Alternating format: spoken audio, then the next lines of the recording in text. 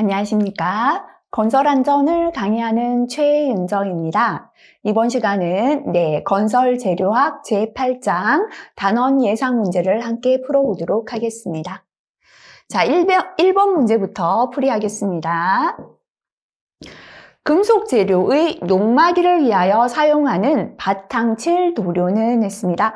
아까 우리가 녹막이 칠 도료 있었죠? 그 중에서 금속의 녹막이를 위하여 사용하는 재료라고 했습니다. 알루미늄, 에나멜, 광명단, 실리콘 페인트인데요.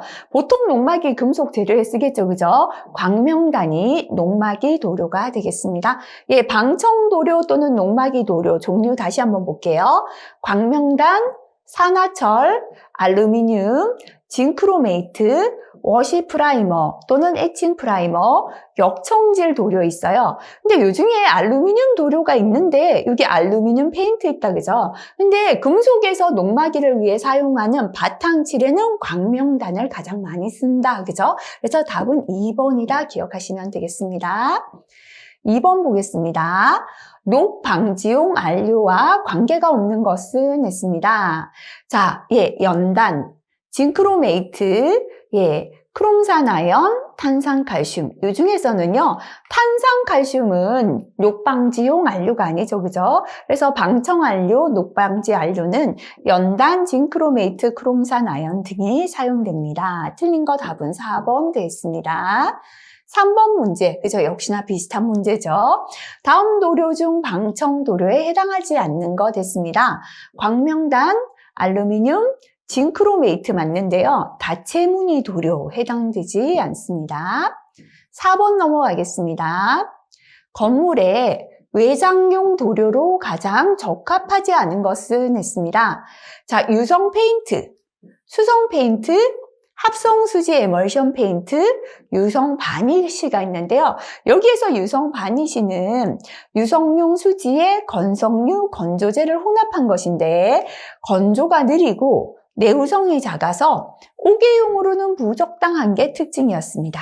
자, 그래서 투명한 도료로 보통 내부용 목재에 사용되죠. 그래서 외장용으로 가장 적합하지 않은 것, 그죠? 답은 4번의 유성 바니쉬가 되겠습니다.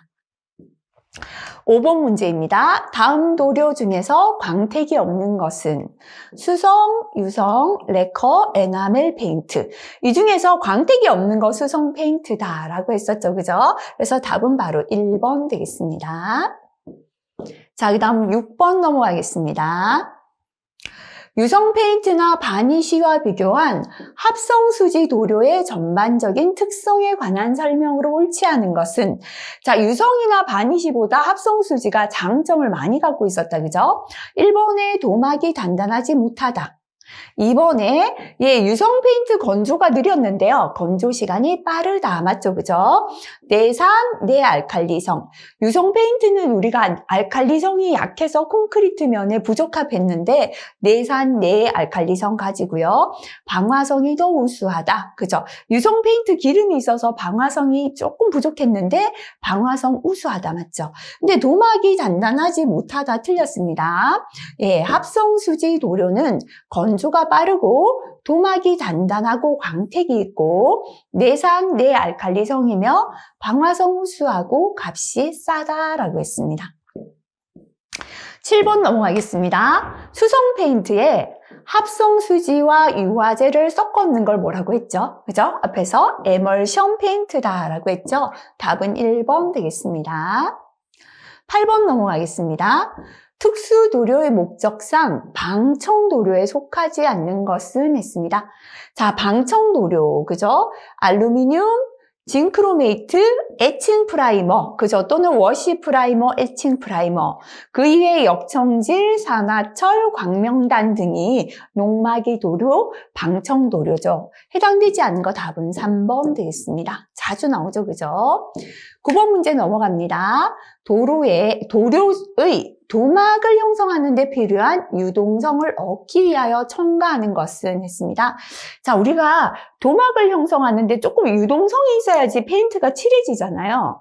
그렇게 도막을 형성한다는 건 두께. 한 번 바르고 또 바르고 또 발라야 두께가 있어 도막이 형성되는데 약간 유동성이 있어야 페인트를 더 바를 수 있죠. 이때 유동성을 얻기 위한 게 용제 또는 희석제. 그죠? 희석제 중에 대표적으로 휘발성 희석제가 신노다라고 했었죠. 그래서 용제는 도막을 형성하는 데 필요한 유동성을 얻기 위하여 첨가하는 재료다라고 했습니다. 답은 4번 되겠습니다. 자, 그 다음 10번 문제 풀이합니다. 도료를 건조 과정에 의해 분류할 때 가열 건조형에 속하는 것은 있습니다. 자, 가열해서 건조하는 거, 그죠? 그냥 사문에서 건조하는 게 있었고 가열해서 건조하는 게 있었죠, 그죠? 가열 건조형은 실리콘, 열경화 아크릴, 아미노알키드 수지, 가열 건조형 에폭시 수지가 있었어요. 자, 그래서 가열 건조형에 속하는 거, 그죠? 지금은 3번에 아미노알키드 수지가 되겠습니다. 요거 파란색 별표하고 다시 한번 봐주시면 좋겠습니다. 특별히 중요하다기보다 자주 안 나오는 거 다시 한번 봐주시기 바랍니다. 그 다음에 11번 넘어가겠습니다. 이것도 파란색 별표 한번 붙일게요. 자연에서 용제가 증발해서 표면에 피막이 형성되어 굳는 도료는 자연 중에 용제가 증발하면서 피막을 형성해서 굳어지는 거. 그죠? 이것도 그냥 기억하세요. 염화수지 에나멜 염화 비닐 수지 에나멜의 특징이 되겠습니다. 자연에서 용제가 증발하면서 굳어져서 피막을 형성하는 도료가 되겠습니다. 12번 보겠습니다. 수직면으로 도장했을 때 수직으로 이렇게 페인트 칠을 했습니다. 도장 직후에 도막이 흘러내리는 현상의 발생 원인과 가장 거리가 먼 것은 도막이 흘러내리는 거. 어떨 때 페인트를 칠하면 페인트가 뚝뚝뚝 흐르게 되잖아요. 왜 흐를까? 첫 번째, 얇게 도장하면 안 흐르죠, 그죠? 어떻게요? 두껍게 발랐을 때 빨리 마르지 않아서 흐르죠, 그죠? 그래서 1번 답 되겠죠. 지나친 희석으로 점도가 낮을 때, 너무 물처럼 희석을 많이 했을 때 흐르죠. 저온으로 건조 시간이 길 때, 온도가 높아서 빠르게 건조되면 되는데요. 건조가 빨리 안 되고 길다 보니까 흘러내릴 수가 있습니다. 에어레스 도장 시 팁이 크거나 2차 압이 낮아 분무가 제대로 안 되었을 때, 분무가 안 되고 한쪽에 너무 많은 덩어리처럼 이렇게 분무가 되었을 때 흘러내릴 수가 있겠죠. 그래서 아닌 거 바로 답은 1번 되겠습니다. 13번도 파란색 별표 기억하시기 바랍니다. 도료의 저장 중 온도 상승 및 저하의 반복작용에 의해 도료 내의 작은 결정이 무수히 발생하여 도장 시 도막에 좁쌀 모양이 생기는 것은 있습니다. 도료를 저장하다 보니까 페인트를 오랫동안 저장하다 보니까 온도가 올라갔다 내려갔다를 반복하면서 도료 내에 작은 결정이 생겨서 페인트를 칠하니까 좁쌀 모양이 생겨요. 이러한 현상을 시딩이다라고 합니다. 시딩입니다. 도료의 저장 중에 온도 상승이나 하강을 반복하다 보니 도료의 작은 결정이 생겨서 도장하니까 도막에 좁쌀 모양이 생기는 현상을 시딩이다라고 합니다. 14번 넘어가겠습니다. 도료의 저장 중 또는 용기 내 방치 시 도료의 표면에 피막이 형성된다라는 건 도료가 굳어지는 거잖아요. 그죠? 막이 생기는 거니까요. 발생 원인과 관계가 먼 것은 했습니다. 1번, 피막 방지제의 부족.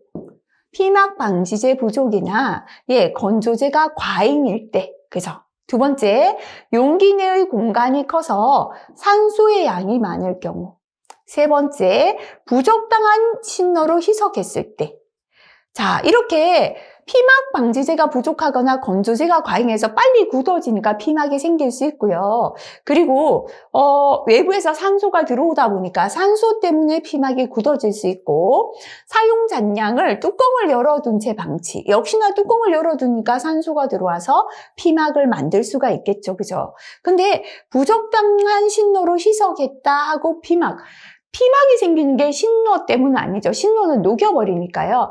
피막이 더 잘 생기지 않도록 하겠죠. 그죠? 그래서 답은 바로 3번 되겠습니다. 이것도 파란색 별표. 잘 출제되는 내용은 아닌데요. 2번 출제되었습니다.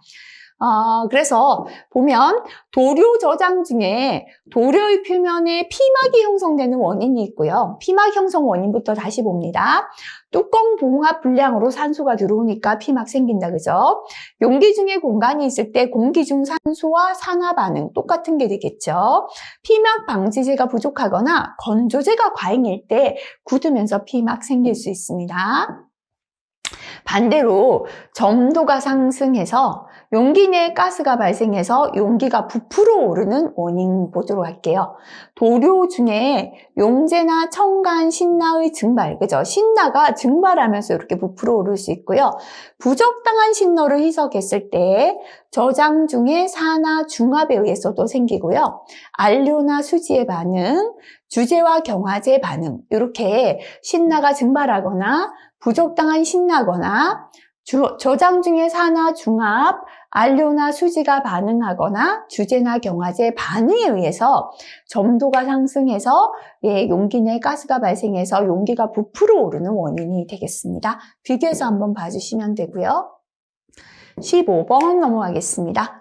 자, 다음 중 도료에 건조제로 사용되지 않는 것은 있습니다. 자, 도료의 건조제는요, 리사지, 연단, 이산화망간, 붕산망간, 염화, 코발트 등이 있습니다. 자, 그래서 아닌 거 답은 2번의 나프타가 건조제가 아닙니다.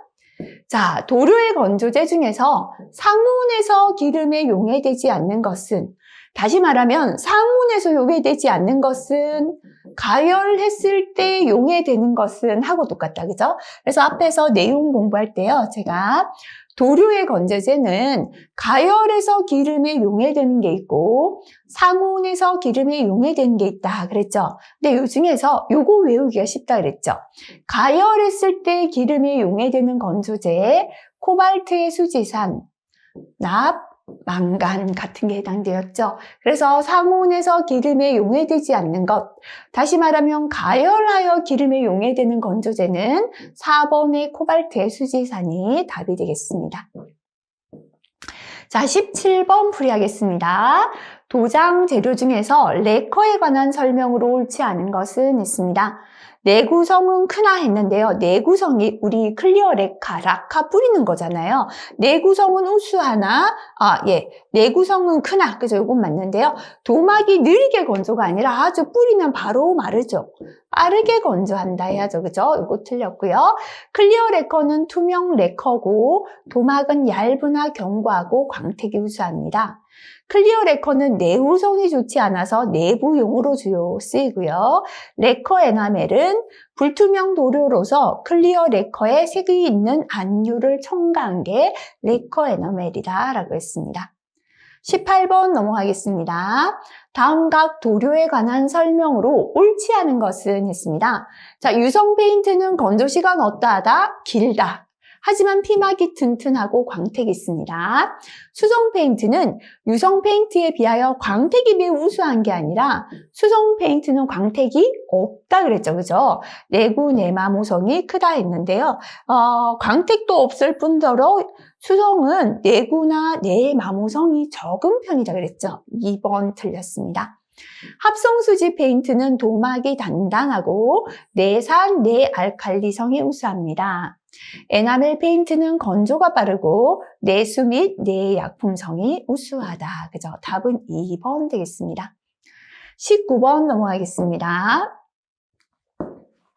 도료 중 주로 목재면에 투명 도장에 쓰이고 오일 리스에 비하여 도막이 얇으나 견고하고 담색으로서 우아한 광택이 있고 내부용으로 쓰인다 했다. 그죠? 일단 투명한 도장인데요. 도막은 얇지만 견고하고 광택이 있고 내부용이다. 자, 우리가 많이 쓰는 거죠. 그죠? 클리어 레커입니다. 안료가 들어가지 않은 투명 레커로 목재면의 투명 도장에 많이 쓰이죠.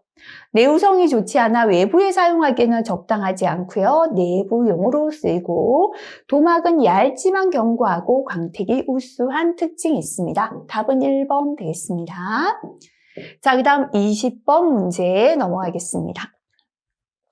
안료를 적은 양의 물로 용해하여 수용성 교착제와 혼합한 분말 상태 도료는 했습니다. 이렇게 물로 용해했는 게 뭡니까? 수성이죠, 그죠? 그래서 답은 1번의 수성 페인트 되겠습니다. 자, 그 다음 21번 넘어가겠습니다. 바니쉬에 대한 설명으로 틀린 것은 했습니다. 바니쉬는 합성수지 아스팔트 안료에 건성유나 용제를 첨가한 것이다. 맞다, 그죠? 휘발성 바니쉬에는 레커가 있습니다. 휘발성 바니쉬는 건조가 빠르나 도막이 얇고 부착력이 약하다라고 했는데요. 예, 그죠? 건조는 빠른데 도막은 좀 얇다, 그죠?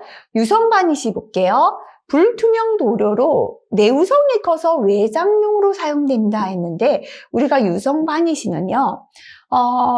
유용성 수지의 건성유, 건조제 혼합한 것이었습니다. 건조가 느리고 유성이니까 그죠? 내우성이 작아서 오개용으로는 부적당한 특징이 있었죠. 투명한 도료로 내부용 목재에 사용된다, 그죠? 그래서 불투명한 도료이다 하고 내우성이 약해서 해야죠, 그죠? 그래서 외장용으로는 사용되지 않는다라고 설명해야 합니다. 가장 틀린 설명 4번 되겠지요. 22번 보겠습니다. 도장공사에 사용되는 유성 도료에 관한 설명으로 옳지 않은 것은 했습니다. 자, 유성은 기름이 들어가 있죠, 그죠? 아마인유 등의 건조성 지방류를 가열, 연화시켜 건조제를 첨가한 것을 보일유라고 합니다. 보일유와 안유를 혼합한 것이 유성 페인트입니다. 유성 페인트는 내알칼리성이 우수한 게 아니라 유성 페인트는 내알칼리성이 약해서 콘크리트나 모르타르 해반죽에는 사용하지 않는다라고 했습니다. 유성 페인트는 내우성이 우수하다. 맞습니다. 자, 그 다음 23번입니다. 다음 중 도장공사에 사용되는 투명 도료는 했습니다. 도장공사에 사용되는 투명 도료는요, 예, 오일 바니쉬, 그죠? 요거는, 네. 파란색 별표 한번 기억하시기 바랍니다.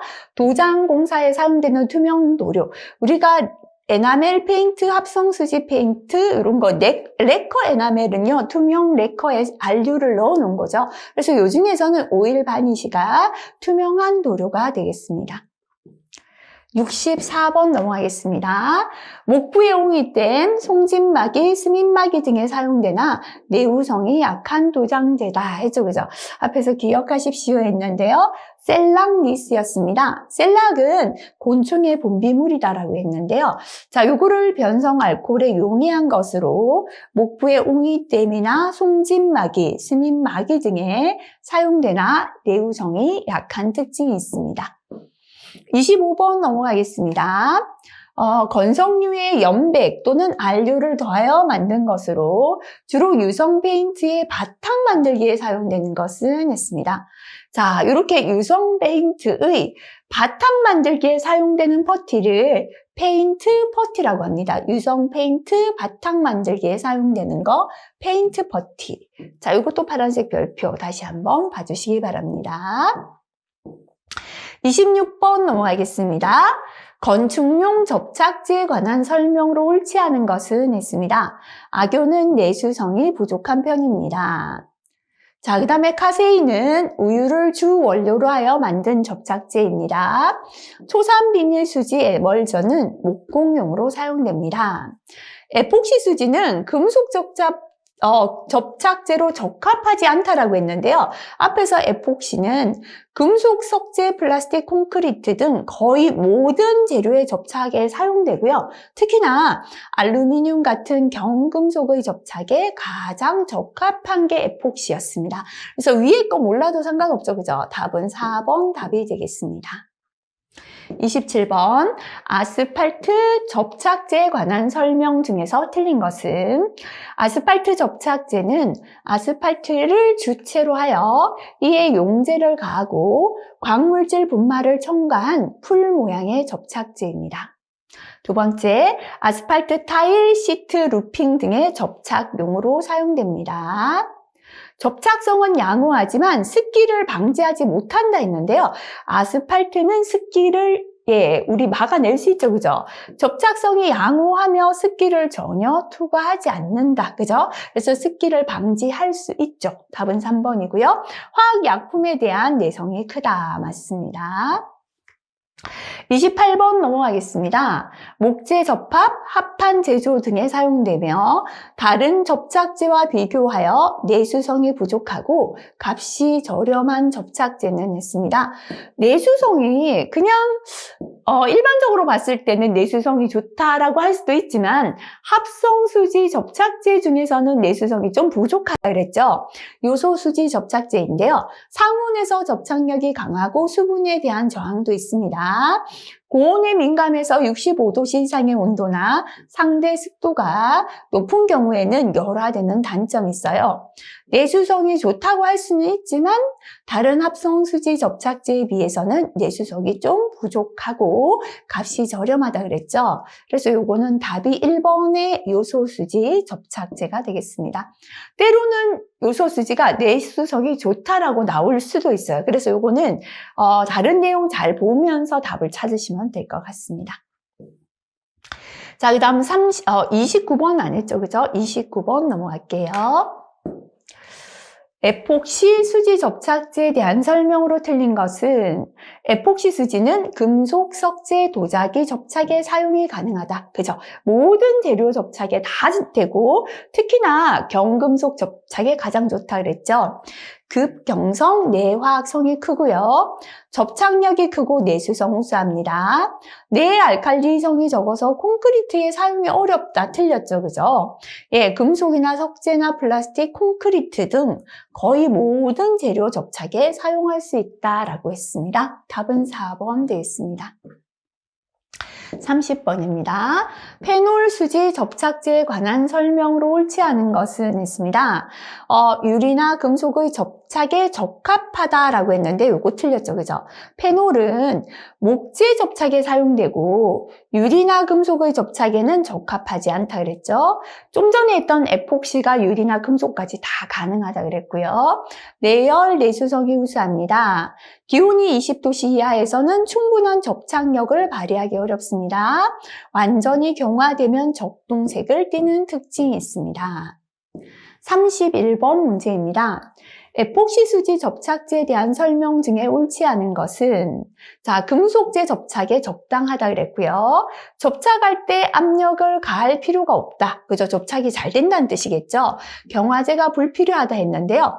에폭시 수지 접착제는 주재와 경화제로 이루어진 이성분계 접착제다 그랬죠? 특히나 접착제 성능을 지배하는 게 경화제죠, 그죠? 그래서 이게 틀렸죠.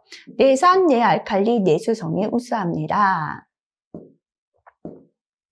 자, 그 다음 32번 보겠습니다. 금방 나왔던 문제 또 나왔습니다. 주재와 경화제로 이루어진 이성분형이 대부분이고 금속이나 플라스틱, 도자기, 콘크리트 가능하다 그죠? 이용되고요. 내구력, 내수성, 내약품성이 매우 우수하여 만능형 접착제라고 불린다. 그죠? 바로 답은 1번의 에폭시 수지 접착제가 되겠습니다.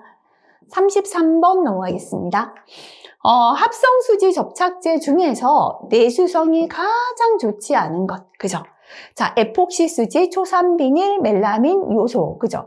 요소 수지도, 그죠? 다른 거보다는, 내수성 있다 할 수 있는데, 합성수지 중에는 조금 약하지만 더 나쁜 거, 초산비닐 수지 접착제, 답은 2번 되겠습니다. 34번 넘어갈게요. 각종 접착제에 관한 설명으로 옳지 않은 것은 했습니다. 요소수지 접착제는 목공용에 적당하며 내수 합판 제조에 사용됩니다. 에폭시 수지 접착제는 금속, 플라스틱, 도자기, 유리, 콘크리트 등의 접합에 사용됩니다.